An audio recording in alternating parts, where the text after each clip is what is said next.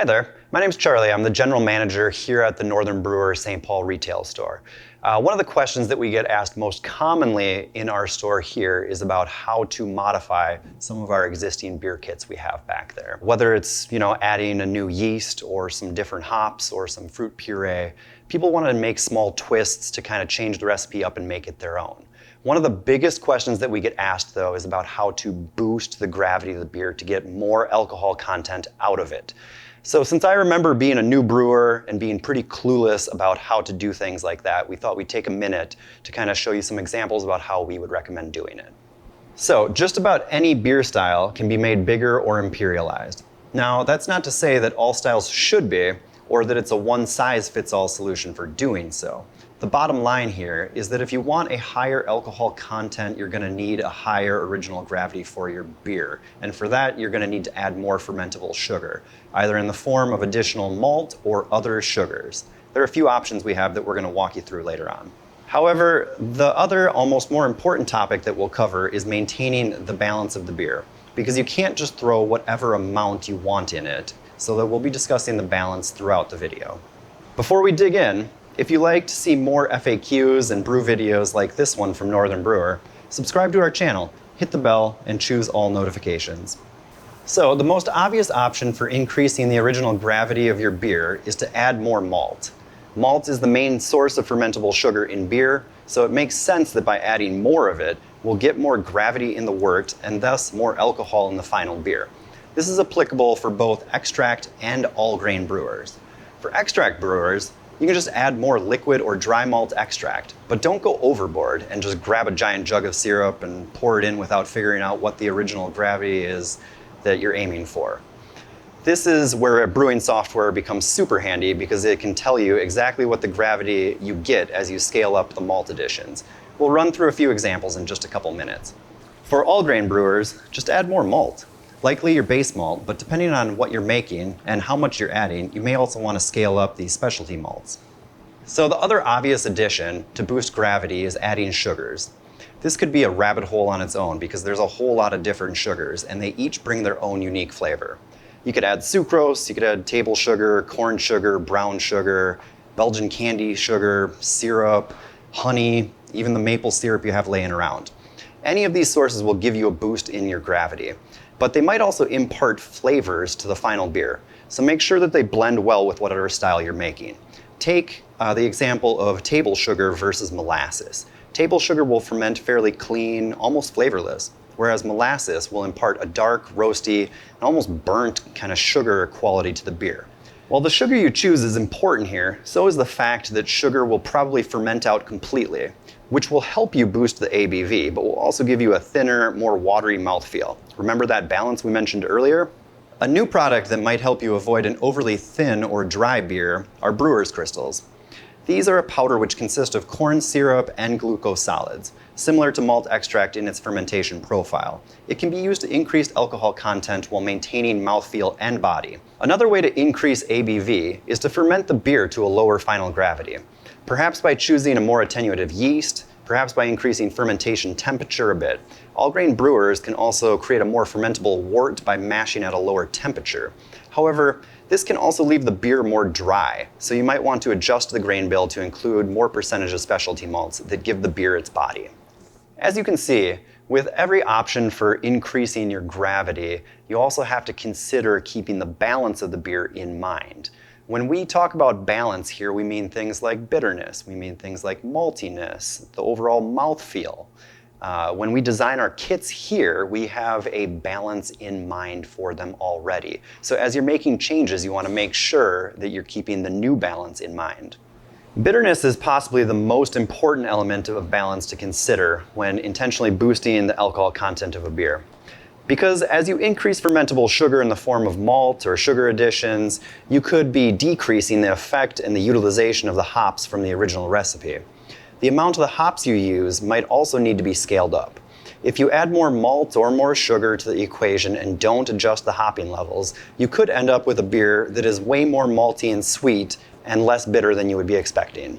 Again, the easiest way to achieve this is to run the recipe and your modifications through a brewing software such as Beersmith, being sure to adjust the hops for IBUs throughout the recipe as you scale up the gravity. Also note that if you increase the gravity using more simple sugars like sucrose or honey, the beer might actually ferment lower and drier than you'd normally expect. So this will also affect the overall body and the mouthfeel of the beer. For this reason, it's best practice to bump gravity using a malt source versus a bunch of sugar.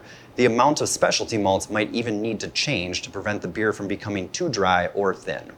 We want to show you an example using our popular Chinook IPA recipe kit and Beersmith. This is about to get pretty nerdy with a lot of numbers illustrating the point of the changes that you're making affect the overall balance of the beer. First, we'll note that most beer styles have a target bitterness ratio. That is, a preferred range of bitterness to gravity to achieve an expected balance for the style. The bitterness ratio for an American IPA is about 0.6 to 1.2. Whereas the bitterness ratio for an American double IPA is somewhere between 0.7 to 1.7. They're fairly similar, but something to keep in mind as we look at the different scenarios. All right, let's look at the numbers. When you enter all of the ingredients into Beersmith for the Chinook IPA, you see that the OG is around 1048, the FG is 1012, the IBUs are 64, and the color comes in at about 9.9. The beer should end up somewhere around 4.7% alcohol, with the bitterness ratio being around 1.27. So that's our base beer example. We chose this one because it's one of our more popular IPA kits, it's included in our starter kits, and it's generous to call it an IPA at 4.7% alcohol. It's really more kind of like a hoppy pale ale. Still a great beer, but a good candidate to bump up the gravity on it.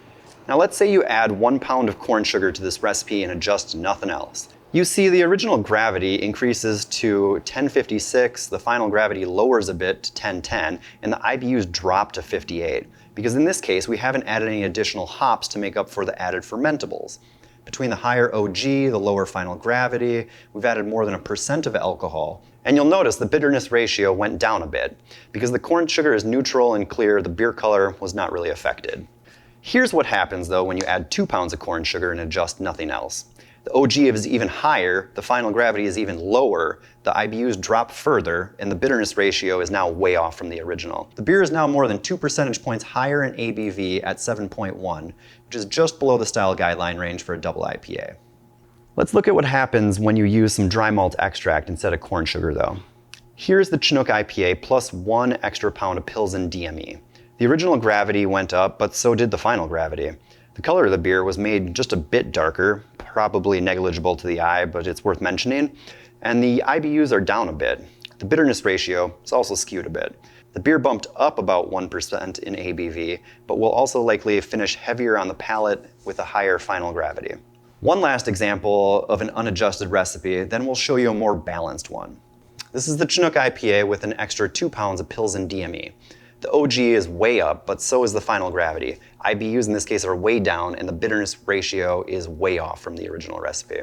This is not the beer that you were looking for. Quick pause to recap, that was a lot. If you're increasing your gravity by adding any kind of fermentable, you're achieving your goal of upping your ABV. But unless you're changing other parts of the recipe, namely bitterness, you're gonna end up with a completely different beer. Let's fix that. So here's a look at my balanced imperialized Chinook IPA. I took the base kit, added an extra pound of both corn sugar and Pilsen DME. I adjusted the hops by increasing the 60-minute addition by a ½ ounce, thus increasing the bitterness. There's also an additional 1/4 ounce at 10 minutes and just before flame out, and an additional ounce for dry hopping. Our gravity increase resulted in a 6.9% ABV beer, which is more than a 2-point jump from the original. Increased IBUs keep that bitterness ratio intact along with all the other numbers. In this case though, I would also pitch 2 packs of yeast and some yeast nutrient to help with the yeast along the way. And I would consider reducing the initial fermentation temperature because more sugar means more active fermentation, which means more heat. Finally, I would suggest reducing consumption because drinking a 7% beer is much different than drinking a 5% beer. So there you have it. A not so quick look at how to adjust your gravity and increase your ABV.